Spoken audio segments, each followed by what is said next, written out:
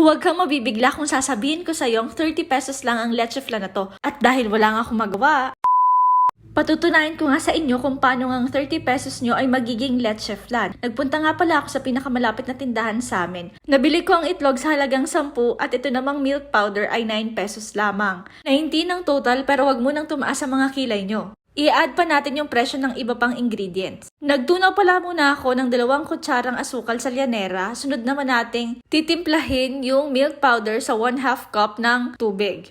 Para tumamis ito ay maglalagay tayo ng 2 kutsarang asukal. Siguro mga 10 piso ang magagastos natin dito at piso naman para sa kalamansi or vanilla. Suma total ay 30 pesos. Ating babasagin ang itlog sa hiwalay na lalagyan dahil kung sakali man nabugok ito ay hindi niya na mahawa pa yung iba nating ingredients. Alam nyo, kaya hindi tayo dinadalaw ng mga alien kasi pag binibigyan tayo ng recipe na mahal, magre-reklamo. Pag mura naman, pagdududahan pa. Dito kayo bumili sa amin, samahan ko pa kayo. Charing. Mabalik na nga tayo dito sa ating ginagawa. Sinala ko pala muna yung mixture bago natin dito i-transfer sa ating mold. Steam on low heat sa loob ng 60 minutes and tada, meron ka ng leche flan sa halagang 30. Pero wag muna natin siyang i-pressure na mag-asawa. Tingnan nyo naman no, itsura pa lang, mukhang masarap naman siya. Kahit kakarampot lang ang nilabas nating pera.